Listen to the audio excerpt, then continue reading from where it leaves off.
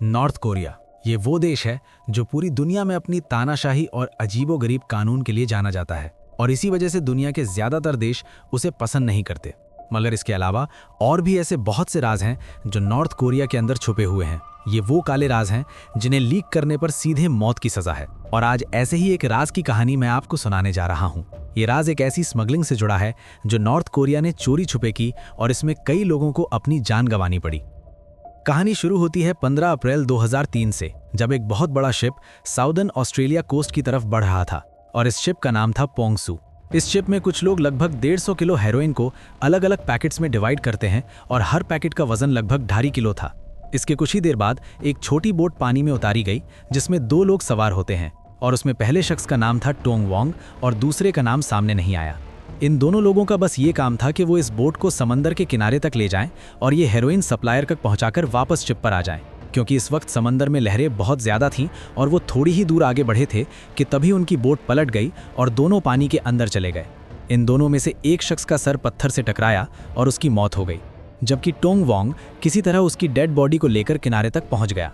बहरहाल उसने अपने साथी की डेड बॉडी को वहीं किनारे पर दफन किया और थोड़ी ही देर बाद ये हेरोइन के पैकेट्स भी तैरते हुए किनारे तक पहुंच गए। हालांकि ये 6 पैकेट्स थे, मगर एक पैकेट समंदर में कहीं गायब हो गया और 5 पैकेट्स ही किनारे तक पहुंच पाए। उधर किनारे पर खड़े सप्लायर अपने 2 बंदों के साथ इंतजार कर रहा था और 2.5 किलो के 5 पैकेट्स देखकर वो परेशान हो गए।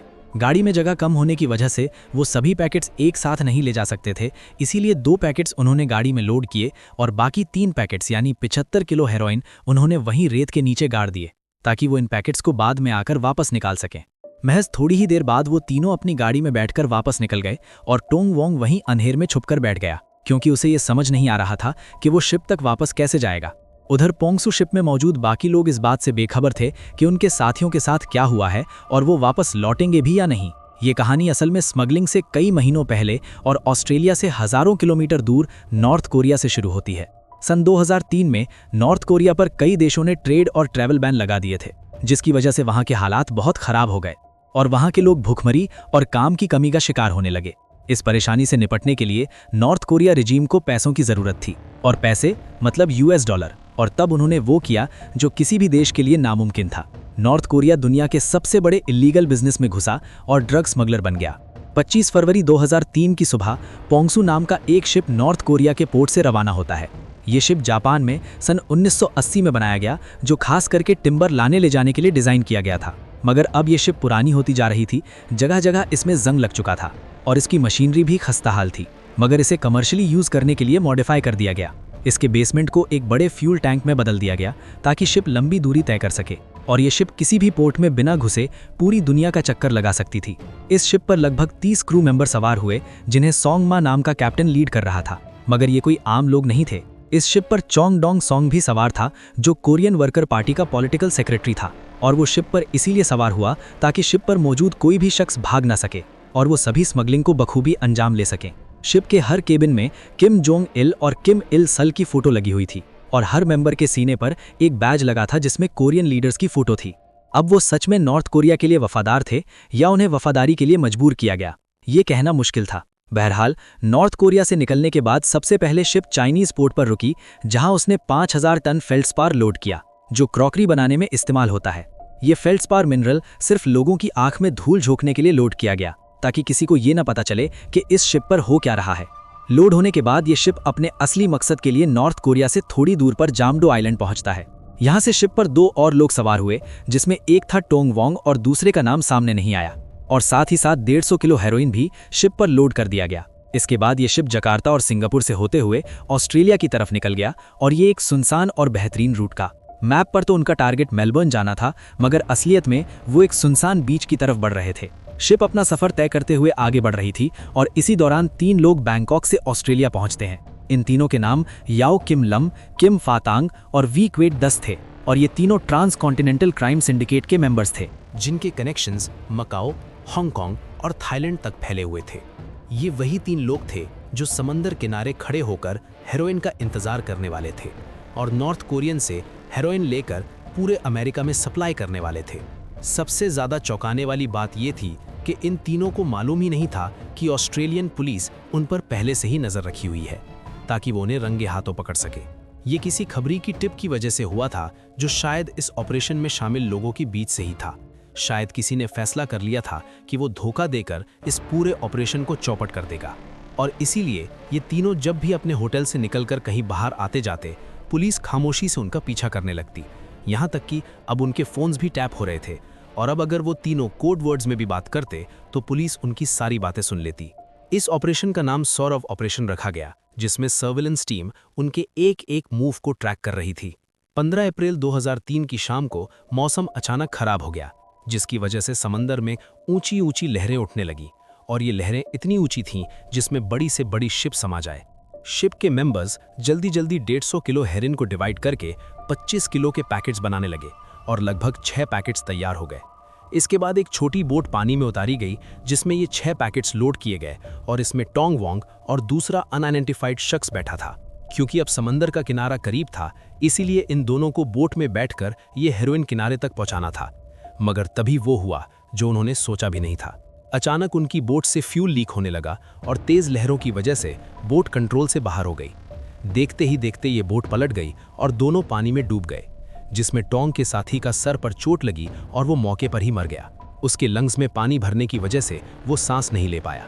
और ये कितना अजीब था कि एक शख्स ड्रग्स डिलीवर करते हुए मारा गया उस तानाशाह के लिए जो नॉर्थ कोरिया में बैठा राज कर रहा था। किसी तरह टोंग अपने साथी की डेड बॉडी लेकर किनारे पर पहुंचा और फिर उसे दफना दिया, और तब तक 5 पैकेट्स भी तैरते हुए किनारे तक पहुंच गए। 25 किलो का एक पैकेट लहरों में कहीं गायब हो गया, और ये छोटी सी बोट भी पानी में कहीं पूरी तरह डूब गई। किनारे पर वही 3 लोग खड़े हेरोइन का इंतजार कर रहे थे, जिन पर पुलिस नजर रखी हुई थी, और ये 5 पैकेट्स देखकर वो परेशान हो गए। क्योंकि पैकेट्स काफी बड़े थे, इसीलिए उन्होंने महज 2 पैकेट्स गाड़ी में लोड किए और बाकी पैकेट्स यानी 75 किलो हेरोइन वहीं रेत में गाड़ दिए, ताकि वापस आकर वो उन्हें निकाल सके। अब वो तीनों अपनी गाड़ी में बैठे और टोंग वोंग को वहीं अकेला छोड़कर चले गए, और टोंग वोंग को ये समझ नहीं आ रहा था कि वो अपनी शिप तक कैसे वापस जाएगा, क्योंकि उसकी बोट पहले ही डूब चुकी थी। उधर शिप पर मौजूद बाकी मेंबर्स इस बात से अनजान कि उनके साथियों के साथ क्या हुआ है, और वो बस उनके आने का इंतजार कर रहे थे।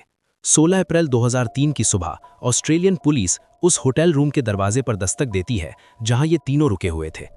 इस होटल रूम में याओ किम लम और कम फाटांग मौजूद थे, और नीचे खड़ी उनकी कार की डिग्गी में 50 किलो प्योर हेरोइन रखा हुआ था। पुलिस ने फौरन इन दोनों को गिरफ्तार कर लिया, और कुछ ही देर बाद उनके तीसरे साथी विल क्वेट 10 को भी पास के मार्केट से गिरफ्तार कर लिया गया। पूछताछ में पुलिस को पता चला कि समंदर किनारे एक बॉडी दफन है जो टोंग के साथी की थी, और ये पुलिस के लिए चौंकाने वाला खुलासा था। अब पुलिस इस बॉडी को निकालने के साथ साथ आसपास की छानबीन शुरू कर दी है, जहां उन्हें टूटी फूटी बोट मिली, और साथ ही साथ टोंग भी उनके हाथ लग गया, जो एक पत्थर के पीछे छुपा कांप रहा था। इसी के साथ साथ उन्हें एक जीपीएस डिवाइस भी मिला, जिसमें छुपाए हुए 3 पैकेट्स के कोऑर्डिनेट्स थे, और आखिरकार पुलिस ने 75 किलो छुपाया हुआ हेरोइन भी निकाल लिया। ऑस्ट्रेलिया के इतिहास में अब तक का सबसे बड़ा ड्रग कंसाइनमेंट पकड़ा गया था, और एक 25 किलो का पैकेट जो समंदर में खो गया था वो फिर कभी नहीं मिला। हालांकि आने वाले सालों में ये अफवाह फैलती रही कि समंदर किनारे के आसपास के किसान बहुत अमीर हो गए हैं और उन्होंने नई गाड़ियां और बोट्स खरीद ली हैं। इसके पीछे ये थ्योरी थी कि शायद उनके हाथ वो हेरोइन का पैकेट लग गया हो जिसकी कीमत करोड़ों में थी, मगर इस बात का कोई पुख्ता सबूत नहीं था। उधर शिप पर काफी देर इंतजार करने के बाद जब उनके दोनों साथी नहीं लौटे, तब ये शिप इंटरनेशनल वाटर्स की तरफ बढ़ गई, मगर वो ये नहीं जानते थे कि पुलिस उनके पीछे लग चुकी थी। थोड़ी देर बाद तस्मानियन पुलिस की बोट इस शिप के पास पहुंच गई, और 2 एयरक्राफ्ट इस शिप के ऊपर घूमने लगे। पुलिस ने शिप में मौजूद लोगों से कहा कि वो शिप रोक दें, मगर उन्होंने कोई भी ऑर्डर मानने से मना कर दिया, और इसी दौरान कुछ मेंबर्स ने शिप से कुछ सामान पानी में फेंकना शुरू कर दिया। वो लोग शायद शिप पर मौजूद थोड़ा बहुत ड्रग्स पानी में फेंक रहे थे ताकि कोई सबूत न बचे। और अब तक ऑस्ट्रेलियन गवर्नमेंट भी पूरी तरह एक्टिव हो चुकी थी। उनके लिए ये नेशनल सिक्योरिटी इशू था, जिसमें दूसरे देश यानी नॉर्थ कोरिया ने उनके यहाँ घुसने की कोशिश की थी। इस मामले से निपटने के लिए डिफेंस मिनिस्टर, फॉरेन मिनिस्टर और ऑस्ट्रेलिया के प्राइम मिनिस्टर जॉन हावर्ड एक मीटिंग रखते हैं। और आखिरकार 18 अप्रैल 2003 को एक नेवल वॉरशिप सिडनी से निकल गई पोंगसू शिप को पकड़ने के लिए। अगले 4 दिनों तक ये नेवल वॉरशिप पोंगसू शिप का पीछा करती रही, और क्योंकि समंदर में मौसम काफ़ी ख़राब था, जिसकी वजह से उन्हें बहुत परेशानियों का सामना करना पड़ रहा था। 20 अप्रैल 2003 की सुबह ऑस्ट्रेलियन एयरफोर्स कमांडर ने भी अपना सी हॉक हेलीकॉप्टर पोंगसू शिप की तरफ रवाना कर दिया। और ये हेलीकॉप्टर जैसे ही शिप के पास पहुंचा, सभी कमांडर शिप में उतरने की तैयारी करने लगे। कुछ कमांडर्स डायरेक्ट शिप में उतरे और कुछ बोट्स के जरिए शिप के अंदर आ गए, मगर उन्हें ये डर सता रहा था कि उनके साथ कभी भी कुछ भी हो सकता है। हैरानी वाली बात ये थी कि पोंगसू शिप पर सवार क्रू ने पलटकर कोई हमला नहीं किया, क्योंकि वो जानते थे कि उनका खेल खत्म हो चुका है।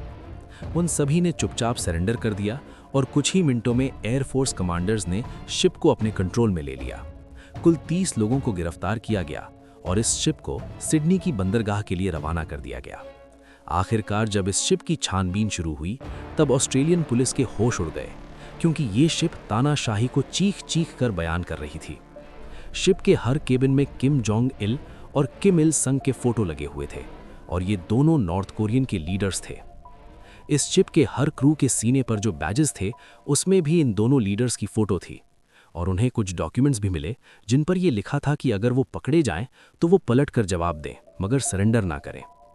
एक मेंबर से जब उसका बैज उतारने के लिए कहा गया तो वो घबरा गया, और उसका कहना था कि ये बैज उसके शरीर का एक हिस्सा है। इससे ये समझना आसान है कि नॉर्थ कोरियंस को किस हद तक मानसिक और गुलाम बनाया जाता है।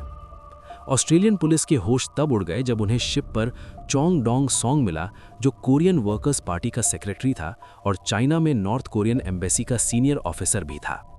शिप पर उसका मौजूद होना कोई इत्तेफाक नहीं था, और इससे ये साफ हो गया कि इस ड्रग स्मगलिंग और नॉर्थ कोरियन गवर्नमेंट के बीच डायरेक्ट कनेक्शन है।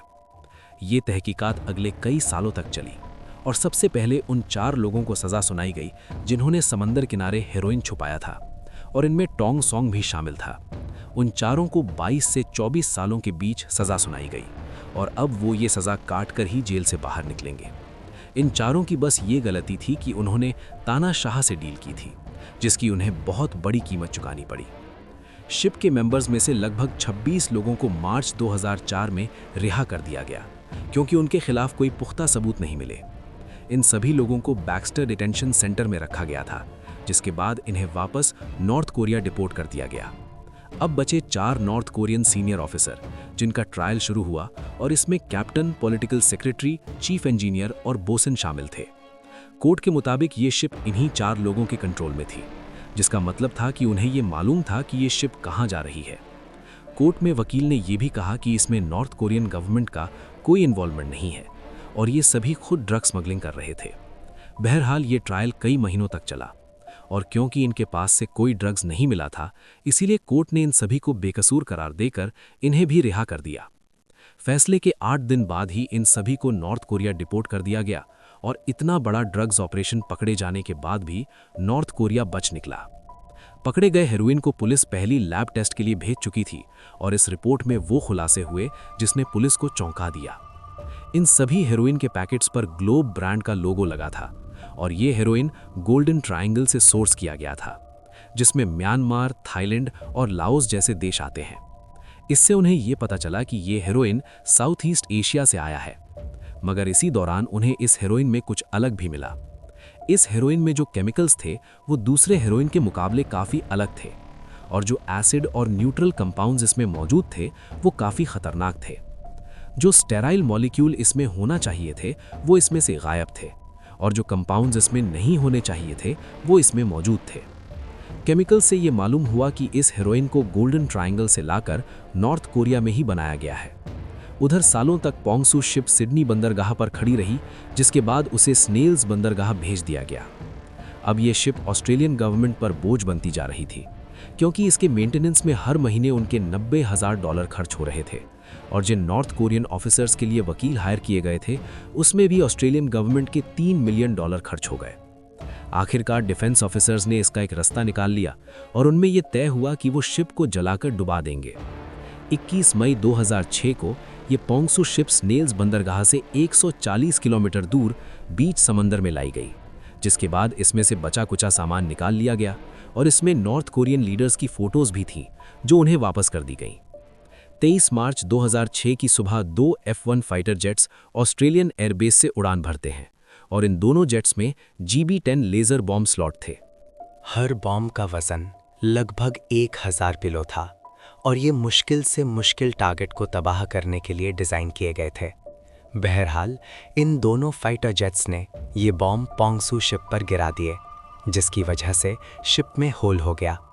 मगर इसके बावजूद भी ये शिप डूबी नहीं, क्योंकि ये शिप बड़े बड़े हमले झेलने के लिए बनाई गई थी। इसीलिए कुछ नेवी ऑफिसर्स को शिप के नीचे भी बम लगाने पड़े ताकि ये पानी में डूब सके। आखिरकार ये शिप पानी में डूब गई और ऑस्ट्रेलिया ने नॉर्थ कोरिया के साथ साथ पूरी दुनिया के ड्रग स्मगलर्स को ये मैसेज दे दिया कि अगर उनसे उलझोगे तो उन्हें इसका अंजाम भुगतना पड़ेगा। ये शिप अपने साथ साथ बहुत सारे राज लेकर ऑस्ट्रेलियन समंदर में डूब गई, मगर आखिरकार कुछ राज और सामने आ गए। अगले 16 सालों तक नॉर्थ कोरिया गवर्नमेंट यही कहती रही कि टोंग संग और जो भी लोग शिप पर पकड़े गए वो नॉर्थ कोरियन सिटीजन्स थे ही नहीं, और उन्होंने ये भी कहा कि ना तो वो कोई ड्रग्स के बारे में जानते हैं और ना ही उन्होंने कोई शिप ऑस्ट्रेलिया भेजी। मगर 2019 में कुछ अजीब और अलग हुआ। टोंग को सज़ा पूरी करने के बाद ऑस्ट्रेलियन जेल से रिहा कर दिया गया और तब नॉर्थ कोरिया ने अचानक अपनी कहानी बदल दी। उन्होंने टोंग संग के लिए एक नया नॉर्थ कोरियन पासपोर्ट इशू किया और उसे नॉर्थ कोरियन सिटीजन बताते हुए कहा कि उसे जल्द से जल्द वापस नॉर्थ कोरिया भेज दिया जाए। आखिरकार टोंग को भी 2019 में नॉर्थ कोरिया डिपोर्ट कर दिया गया और एक जर्नलिस्ट जिसकी टोंग से जेल में दोस्ती हो गई थी, उसका यही कहना था कि नॉर्थ कोरिया पहुंचते ही टोंग को मार दिया जाएगा, क्योंकि नॉर्थ कोरिया उस गलती को कभी माफ़ नहीं करता जिससे उसके देश की बदनामी हो। हालांकि ये कभी पता नहीं चला कि इसके बाद टोंग के साथ क्या हुआ, मगर फिर वो कभी किसी को दिखाई नहीं दिया। आपको ये कहानी कैसी लगी कमेंट सेक्शन में लिखकर जरूर बताएं। ये तो सिर्फ शुरुआत है, असली कहानियां अभी बाकी हैं। ऐसे ही अनोखे किस्से चाहते हो तो द यूनिक को सब्सक्राइब करना मत भूलना। मिलते हैं नेक्स्ट वीडियो में।